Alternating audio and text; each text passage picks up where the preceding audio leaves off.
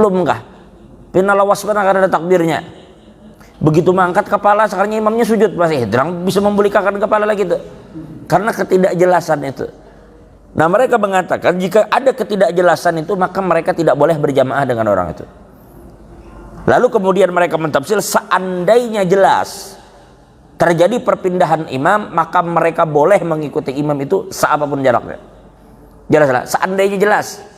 Baik.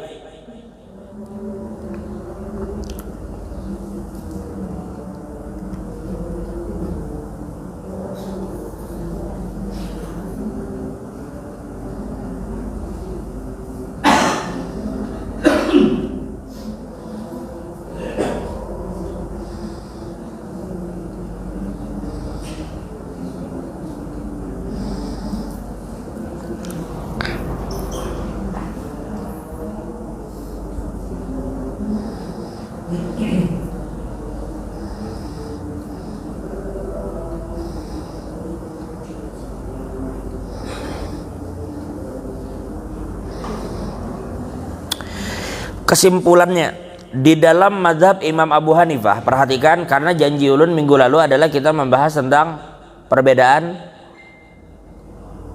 pandangan di kalangan mazhab kan, di kalangan mazhab yang 4. Pertama, kesimpulannya, di dalam mazhab Imam Abu Hanifah, kalau inya berada di satu masjid pokoknya, entah masjidnya tuh bertingkat atau kada. Wa amma fil masjidi fala mani amin ittisa'il fasil li'annal masjid kullahu buq'atun wahidah. Kalau berada di masjid kita salat, maka tidak mengapa adanya jarak meskipun jauh.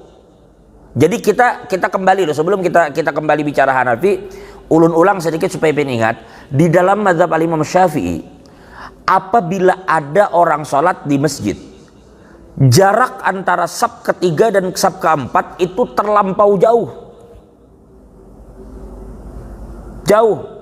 Contoh, saf pertama, saf kedua normal ada di depan, saf ketiganya pagat berada di ujung masjid. Harusnya ini masjid cukup untuk 120 saf, ngerti lah? Atau katakan masjid ini cukup untuk 100 saf. Tiba-tiba dengan satu atau dua sebab, saf pertama, saf kedua diisi, saf ketiga sampai saf ke-99 kosong. Lalu diisi di paling belakang, di sejadah paling belakang nang parak lawang, di saf ke-100. Padahal ada 97 saf kosong. Bukan putu-putu, bukan yang ini ada orang di kadang, memang kada ada orangnya. Dari saf ketiga sampai saf 99 kosong. Berarti antara orang yang berada di saf kedua dan ketiga itu terpisah oleh 97 saf. Ngerti lah pian maksudnya? Nih nah, saf pertama, saf kedua, saf 3, 4, 5, 6 itu sampai 99 saf itu kosong, kada ada orang. Adanya baru di saf ke-100. Berapa jaraknya? Maka ulama mengatakan berapapun jaraknya, maka sholat orang yang di belakang ini sah. Kita bicara sah kada sahnya, tapi bagaimana pahalanya? Ulama di dalam mazhab Syafi'i mengatakan syarat mereka itu jaraknya hanya sekitar 3 zira' takriban. Kalau ini hendak dapat pahala jamaah. Maksud pahala jamaah, kalau inya jauh dari jarak itu, jamaahnya sah, pahalanya akan dapat.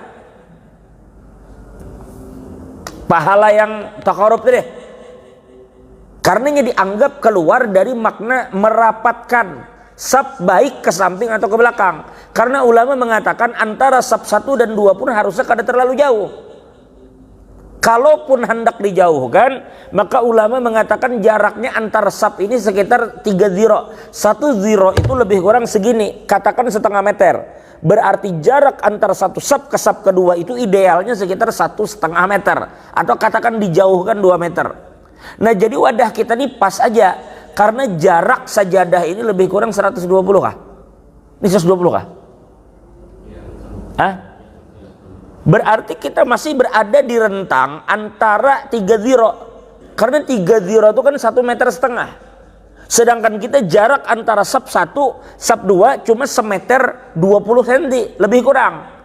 Jadi tidak masalah, berarti ini menunjukkan pas ulama kita mengatur. Karena jarak tidak berjauhan.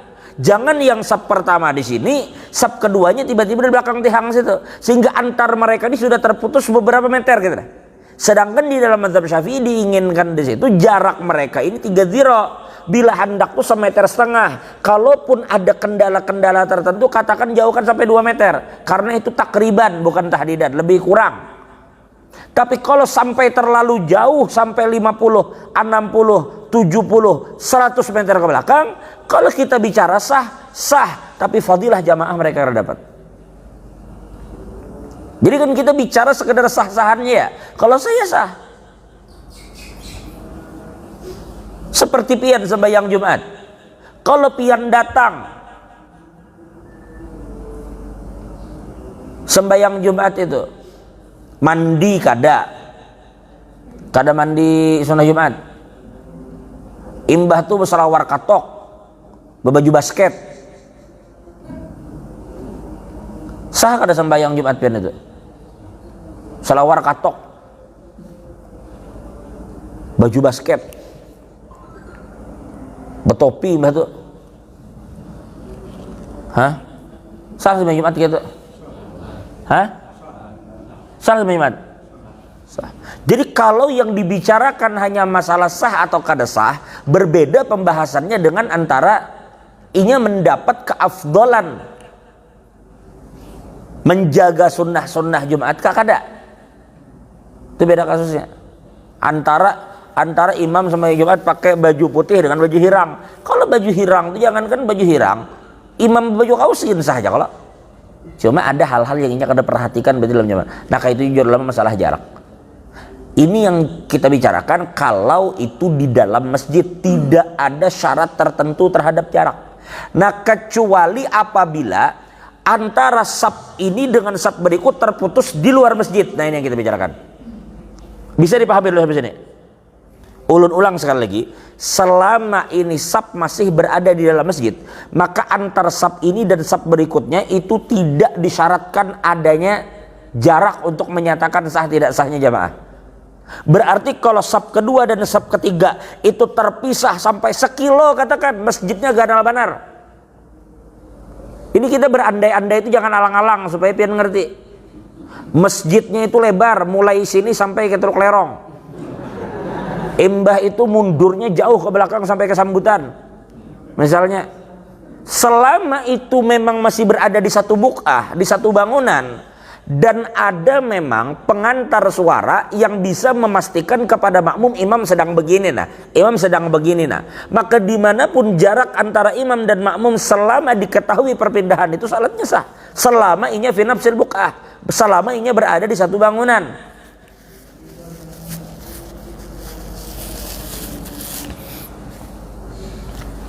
Lalu kita bahas yang berikutnya, kayak apa kalau di luar bangunan. Nah, ini yang di luar bangunan ini, itu lagi. Kalau ini saf menyambung terus, macam hari raya, tak keluar masjid, nyambung ke jalan, nyambung ke sana, itu masalah mundurnya saf. Selama ini nyambung sampai manapun gak ada masalah. Kita sembahyang di Sungai Dama, di Meninjau, imbah tuh safnya menyambung ke belakang sampai ke sanga-sanga, misalnya, gak ada masalah selama ini masih menyambung aja. Hendak sampai kemana kak ada bapak? Yang kita jadikan masalah bagaimana jika putus. Nah, lalu di dalam mazhab, kembali lagi kita di dalam mazhab al-Imam Syafi'i, dikatakan apabila inya berada di luar masjid, maka disyaratkan jarak antara pantat masjid, artinya saf terakhir yang di masjid. Kan ulun sudah katakan tadi, selama inya berada dalam masjid maka jarak tidak menjadi selama inya dalam masjid. Tapi kan kita bicara yang di luar, maka ulama mengatakan yang di luar masjid ini dengan saf terakhir di dalam masjid, itu jarak mereka antar saf itu tidak boleh lebih dari 300 ziro. Berapa 300 ziro? berarti lebih kurang sekitar 150 meter. Itulah 150 meter. Itu dalam mazhab Imam Syafi'i. Jadi jarak antara satu saf ke saf berikutnya, jika mereka berada di luar masjid, maka sejauh-jauhnya jarak mereka adalah sekitar 150 meter. Jadi kalau jarak antara ini dan ini di luar masjid, jarak pertama di muka toko situ, ini bamparan safnya. Saf berikutnya di sebelah sini, tapi ada jarak yang cukup jauh antara ulun dengan Haji Peri. Jarak yang tidak normal jika kita bicara dalam masjid. Atau jarak ulun dengan tiang itu. Jadi terjadi di luar masjid. Selama mereka masih berada dalam rentang 150 meter antar saf, maka ulama mengatakan jamaahnya itu sah. Ya? Baik. Nah, cuma di dalam mazhab Hanafi mereka tidak memperbolehkan antar saf itu terpisah oleh jalan. Sedangkan dalam mazhab kita Syafi'i boleh. Jalan itu kadang memagat. Nah, kalau di dalam mazhab Imam Abu Hanifah tidak boleh ada sungai atau jalan yang memisah. Kalau contohnya kayak Wadah Gurudin. Tunggu dulu. Wadah Gurudin tuh arah peimaman kemana, Ji Peri? Ke jalan kah? Masjid tuh nah. Berarti kalau kita di jalanan tuh kita di muka imam kah? Berarti posisi rumah guru itu pas di belakang masjid. Nah kayak itu nah. Kalau kita bicara jembatan kan jembatan ada, seandainya jembatan karena apa? Adanya sungai itu. Sungai ini memagat kada? Kan jadi pertanyaan lah. So kalau sudah jembatan itu ada, kalau usah kita bahas lagi jembatan itu ada nyambung ya lalu. Ini berandai-andai kata jembatan itu ada. Jadi bila hendak juga nyambungnya mulai mana, kita ada sungai yang memagat. Coba kita lihat ungkapan di dalam mazhab Imam Syafi'i. Sebelum karena kita kembali lagi dalam mazhab Hanafi.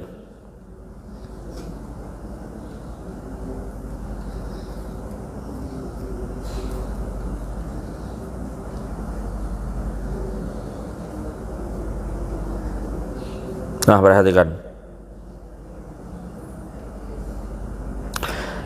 Masail fi syurutil jamaah ini adalah masalah yang berkaitan dengan syarat jamaah. La yadur. Maksud la yadur itu artinya tidak mengapa. Artinya tidak mengganggu atau tidak merusak jamaah ini. La yadur takhallul syari' bainal imami wal ma'mum. Tidak mengapa jika terdapat pemisah antara imam dan makmum seperti adanya jalan. Kayak apa kalau mencontohkan jalan ini? Ya kayak misalnya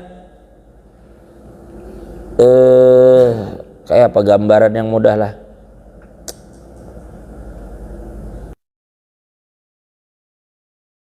Orang-orang yang mereka nang kaya dulu, ada kalau kisah nang 212 aja bahari di Monas, ingatlah. Misalnya mereka sholat, lalu saf berikutnya setelah ada 97 saf, tiba-tiba ada saf ke 98 yang diputus oleh jalan protokol.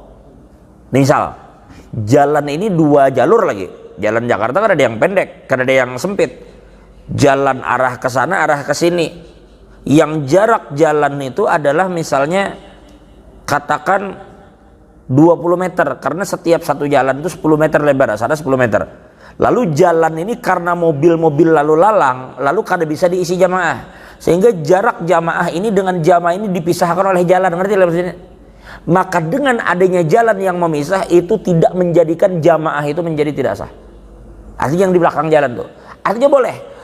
Lalu selanjutnya, wa kadzalika nahrul kabir, begitu juga sungai meskipun ganal. Jadi keberadaan sungai tidak menjadikan jamaahnya ini pagat gitu lah. Nah ya contohnya tadi kayak Wadah Gurudin, andai jembatan gak ada, berarti sahlah sembahyang mereka. Seandainya bubuhannya holdi segala kekawalan tuh sembahyangnya di jalan yang di muka rumah guru tuh, di masjid hibak aja sudah orangnya. Lalu mereka sembahyang nang di muka rumah gurunya, nang di jalanan tuh, menghadap ke sungai, menghadap ke masjid. Tapi antara mereka dengan orang-orang masjid dipagat oleh sungai selebar itu, ya kada masalah. Di dalam mazhab Syafi'i. Tapi di dalam mazhab Hanafi mereka katakan tidak boleh ada sungai yang memisah. Jika lebar sungai itu lebih daripada cukupnya 2 sab untuk berada di situ. Nyata benar 2 sab itu paling paret jaga kita. 2 sab tuh kayak ini ya lebarnya. Amun sungai gitu berapa sab pagatnya? Nah, di dalam mazhab Hanafi dikatakan jangan ada pemutus macam itu. Kalau pemutusnya parit sedikit, parit yang kayak di trotoar itu masih ada Bapak. Tapi kalau sudah itu pemisah itu sebenarnya cukup untuk 2, 3 atau 4 sab, maka kada boleh dalam mazhab Hanafi. Tapi dalam mazhab Syafi'i bang, kada masalah. Selama lagi-lagi jarak antara kita dan berikutnya itu tidak lebih dari 150 meter. Ngerti lah ini? Oke. Hatta sungainya ganal. Biar terpisah sungai ganal, kada Pak. Amun laut maka kada kau dibawa-bawa lagi pun laut, terpisah laut.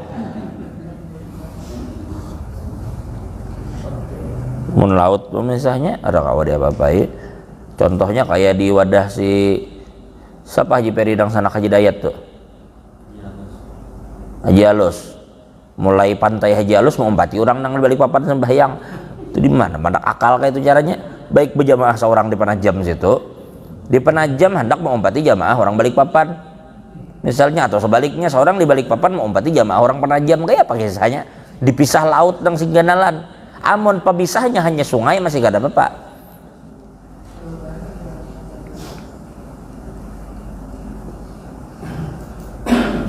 Kayak di Muara Muntai, di di Jantur. Jantur tuh kan ada masjid tuh di persimpangan Jantur tuh. Kakak mana ke arah kiblatnya tuh? Seandainya hibak di masjid ini lalu bubuhan seberang sungai situ sembahyang di wadah mereka situ aja di jembatan itu, maka adanya sungai itu kada ada masalah.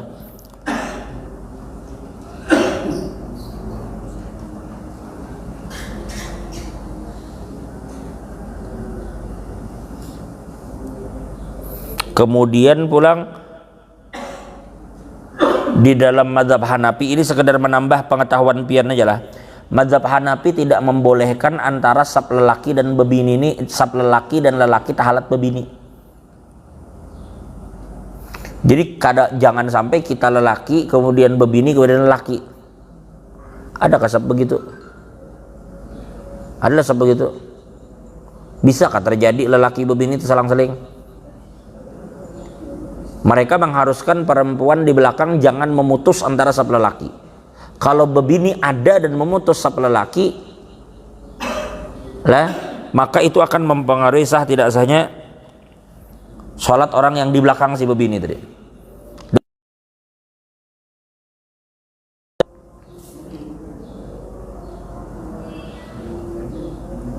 Kalau pian kada terpikir kan kayak apa gambarannya ini mun di sini amun di sini memang kada terpikir. Tapi mun pian hadir kena kesekumpul haul, pian akan lihat di jalan tuh kayak apa orang sembahyang.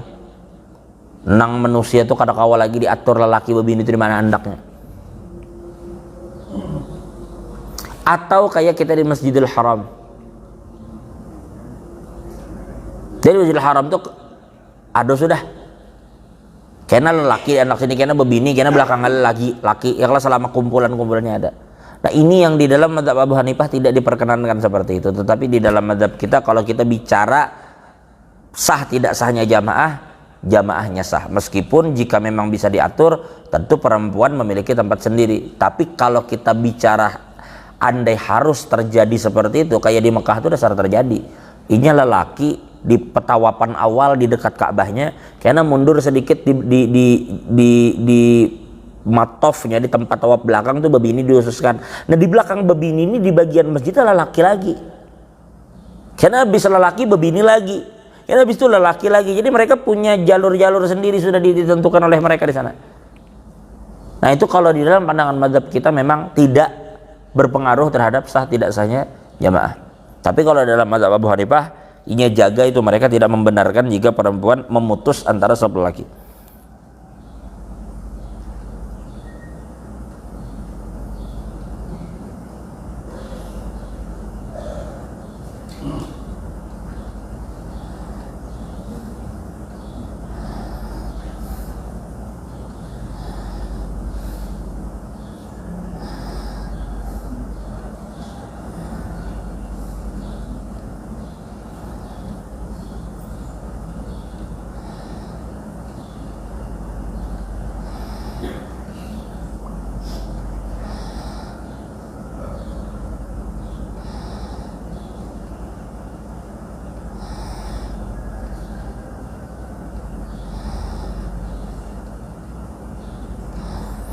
Sekarang kita bicara mazhab Hanafi ulang, mazhab Maliki.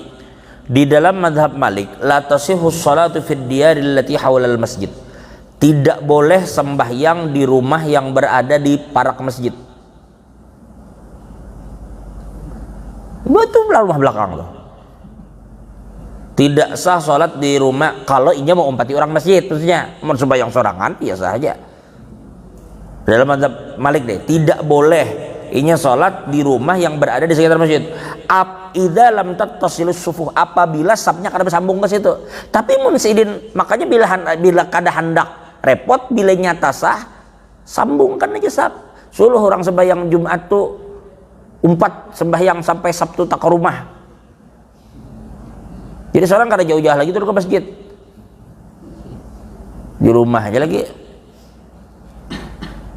Coba di rumah tuh bujur-bujur juga, meskipun di rumah duduk dengar khutbah. Jangan nonton bukan aja gitu aja. Dibuatnya nontonan orang di rumah situ. Bahkan sudah komat hanya di sembayangan pulang. Jadi sekadar membukakan pintu karena misalnya ini kita penuh gitu loh. Kita masjid kita nih kadang kan meninjau ini kan mundur ke jalan. Nah, tapi untungnya macam meninjau ini karenanya di jalan, jadi jamaah itu kawas sepanjang-panjangnya ke sana. Seandainya terjadi meluber jamaah. Nah, ini untungnya macam ini. Jadi jamaah itu ada kayak apa banyaknya. Sepanjang jalan ini disusun manusia sampai mundur akan ke jalan nang arah dan juga amat dahalan itu kada Bapak, karenanya pas manui jalan. Sehingganya kadang mengharuskan sampai ke rumah. Tapi seandainya pun sampai ke rumah jamaah diundurkan ke belakang, ya kada masalah juga. Selamanya nyambung dalam mazhab Hanafi. Tapi kalau kada nyambung, orangnya nyata pada di masjid itu cuma 5 saf. Sini sembahyang di situ. Dalam mazhab Hanafi. Kalau nyamping enggak boleh. Hah? Menyamping maksud menyamping? Kalau belakang mentok dia sampingnya melebar. Kenapa Pak? Kalau selamanya nyambung kada masalah. Ke belakang gak ke samping, selamanya nyambung atur aja. Karena kan kita ini nyamping atau ke belakang itu kan menyesuaikan tempat. Kalau tempatnya tempat sempit kada mungkin nyamping, berarti ke belakang sambungannya. Tapi kalau tempatnya kada ke belakang tapi melebar kayak jalanan ini ke samping, atur aja, yang penting sap itu nyambung. Jam berapa sudah? Hari ini ulun sampai jam berapa kapan ulun lawan hari ini? Karena ulun malam tadi guring sungsung lah, sungsung biasanya malam tadi tuh sekitar jam 1 guring sudah. Ada biasanya tuh jam 3, setengah 4 nya tuh guring.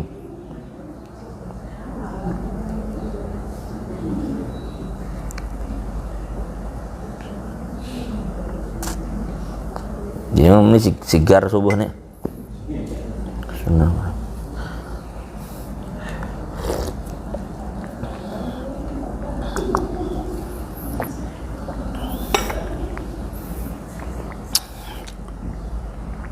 Lanjut kita. Sekarang di dalam mazhab Al-Imam Syafi'i.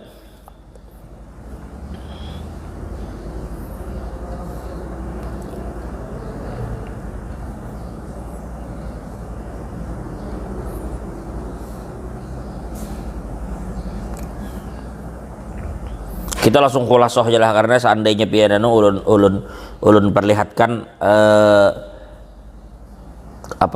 redaksi-redaksi yang tertulis dari kitab-kitab tadi. Tapi karena ini kadusah ulun bihim-himat emang bahsul masail, jadi langsung aja khulasah dari kesimpulan dari penjelasan yang ditulis di dalam kitab-kitab dalam mazhab Al-Imam Syafi'i.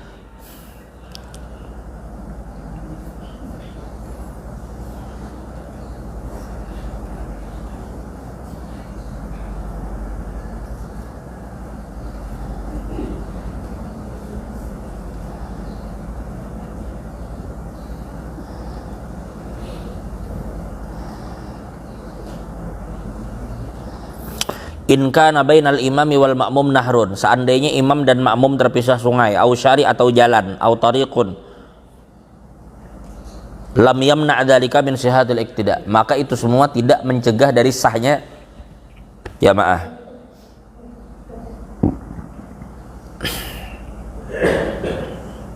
Tadi kita katakan la yadurru adamu ittisalis sufuf, tidak menjadikan jamaah itu artinya tidak memudaratkan, maksudnya sah aja gitu nah jamaah meskipun tidak tersambung saf.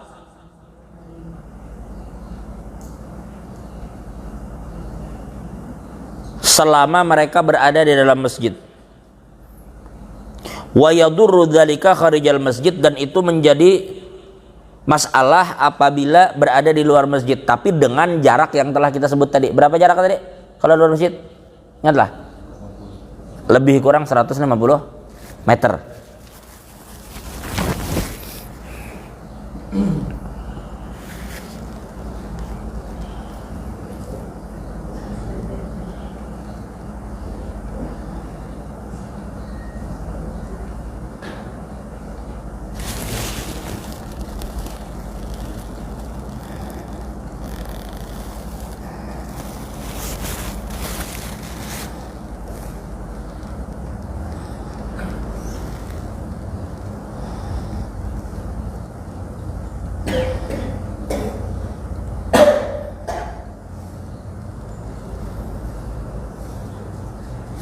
Kesimpulan,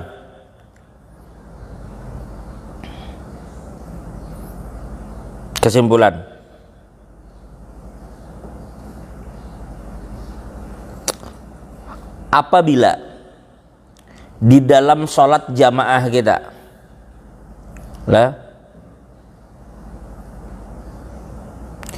sekarang yang kita bahas adalah mas'alatu iqtida'il ma'mumin bil imam ma'a wujudi ha'ilin, yaitu bagaimana hukum sholat makmum di belakang imam ketika terdapat pemisah. Artinya terdapat pemisah.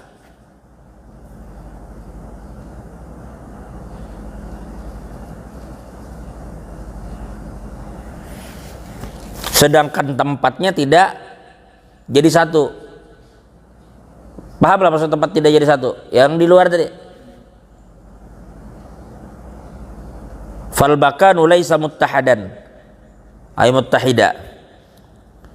Pendapat pertama, anna iqtida al ma'mumi wara al imam ma'a hadzal ha'il, maka salat makmum di belakang imam dengan adanya pemisah itu tadi sahihun, inya tetap sah mada mayumkinuhul mutaba'ah bisima isautil imam, dan inya tetap sah mengikuti imam selama inya masih bisa mengikuti gerakan imam dengan suara. Artinya inya kada melihat tetapi inya mendengar apa yang terjadi dengan imam dari perpindahan rukun itu, selama inya mendengar suara imam. Au musyahadatihi au bi musyahadatil ma'mumin alladzina wara'ah. Atau jadi begini, kesimpulannya adalah kita itu boleh mengikuti selama kita masih mengerti sambungan yang diikuti.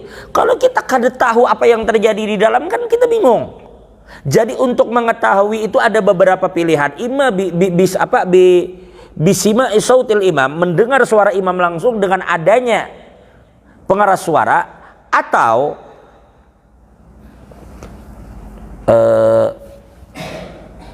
ini contoh ini di zaman dulu lah, mungkin zaman belum ada mic. Atau Jersidin, kita tidak mendengar suara tetapi mata melihat kepada orang-orang yang mereka itu bersambung dengan imam. Seperti kita sembahyang di tanah yang lapang, kita kadang mendengar langsung takbirnya orang di muka sana, tetapi kita melihat gerakan orang di muka kita. Itu cukup juga. Itulah kenapa biasanya ada yang namanya kadang Allah sallallahu apa nyebut tuh, mubalik itu bila imam Allahu Akbar lalunya nyambut Allahu Akbar. Itu untuk menyampaikan ke orang belakang. Biasanya kalau imamnya tuh di depan, suara imam terdengar sampai ke sab 60, maka orang di sab ke 60 itu kena akan mengangkat suaranya untuk menyambungkan lagi ke sab belakang. Makanya jangan heran kalau di Mekah bahkan mubalik itu tetap dipakai meskipun nya bemik. Padahal dia kata-kata ada mubalik kada nunjuk lah. Nah, jadi imam Allahu Akbar, Allahu Akbar, jadi mana drama lapis suara imam sana. Kalau dengan adanya mukabbirus saut, dengan adanya speaker, ya artinya kita kada harus lagi dengan adanya mubalik itu. Kemudian pendapat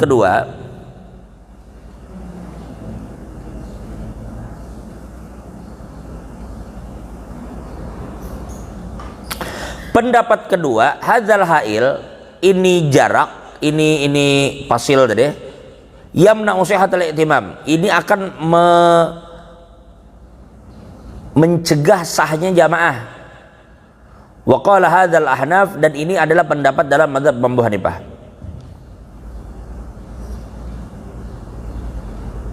Singkat cerita,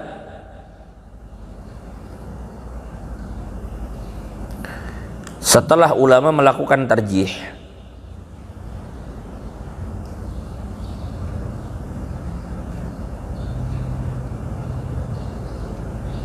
yasihu iqtida'ul ma'mum bil imam idza kana fil masjid mutlaqan. Apabila salat kita itu di masjid, maka tadi ulun ulang, apabila salat kita di masjid, kesimpulan dari semua mazhab, bila salat kita di masjid maka imam dan makmum itu salatnya sah meskipun ada jarak yang memisah cukup jauh. Bila kita di masjid.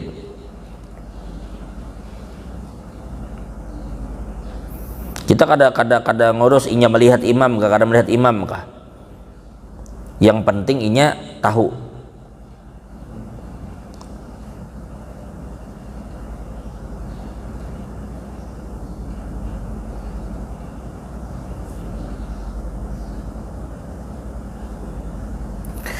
Dan kemudian wa'af darul ifta, dan darul ifta mengeluarkan fatwa bisihhati salatil ma'mum bitabiqin yukhalifu tabiqil imam, sah salat orang yang berada di lantai yang berbeda dengan lantai imamnya.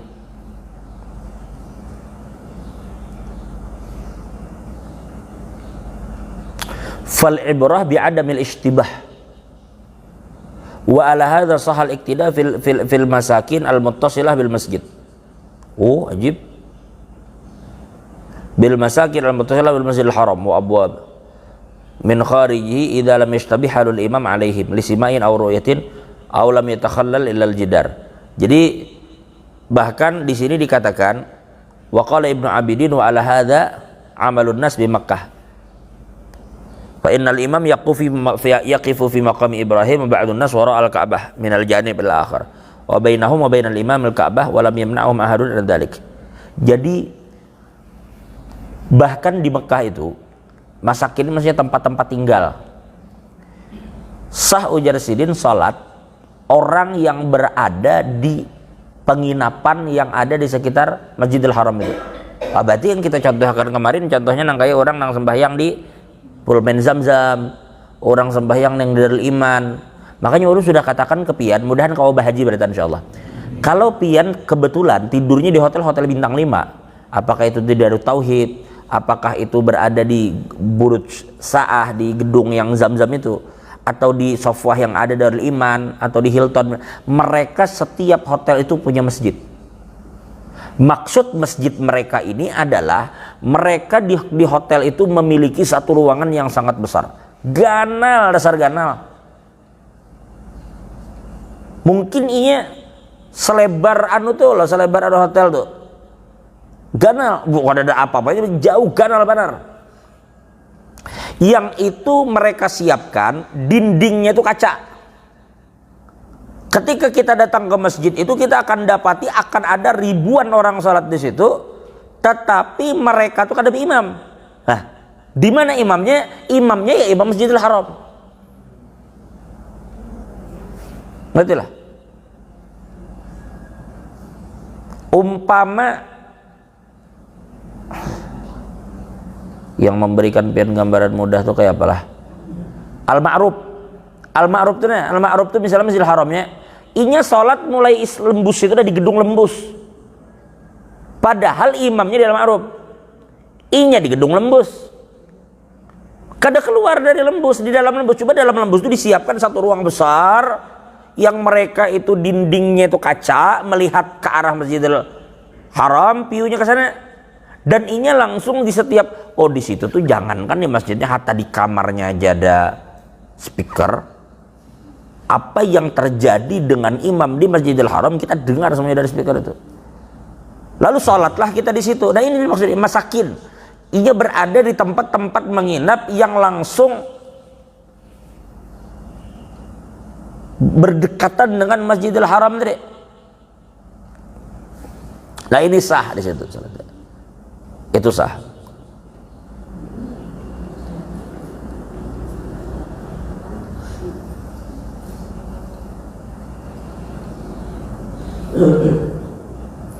Kita balik lagi. Wa ala hadza tasihu salatul ma'mum alladhi bit-tabiqi sufla muqtadiyan bi imamin fit tabiqil ulwi. Maksudnya matakan al-ma'mum ya'lamu intiqalat al-imam. Intiqalat al-imam. Dan boleh makmum yang berada di, kita balik. Sekarang makmumnya yang di bawah, imam yang di atas. Tadi kita bicara makmumnya di atas, imam di bawah, kada masalah. Sekarang imamnya di atas, makmum di bawah, tetap kada masalah selama makmum bisa memastikan inya tahu semua gerakan imam. Tahunya gerakan imam dari mana? Dari son.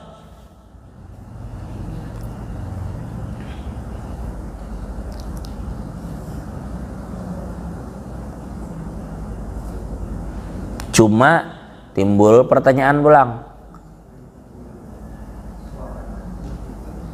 Andai kata kada hibak jawab, ujar si Haji Peri, oh di ini hanyar 5 sab, bah ada Nasir di dalam jar. Udah aku jar selantai, aku ke atas di Haji Peri.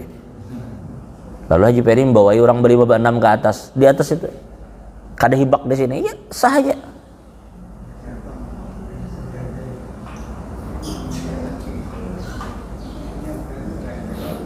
Kita lanjutkan yang lagi lah. Mun ulun jangankan sampai duha, biar bisa sampai duha di sini. Cuma kadingat ulun pada ada anak harus diantar sekolah, biar ya sekolah kan. Insyaallah kita lanjutkan, insyaallah belum habis total.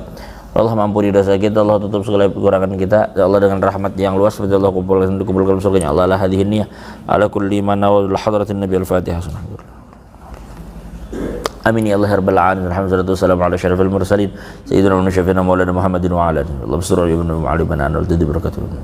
Allahumma ja'al jama'ana marhum wa tafarraqana ba'da. Wa la tadafdana sana fil akhirah. Alhamdulillah rabbil alamin. Taqabbalallahu minkum.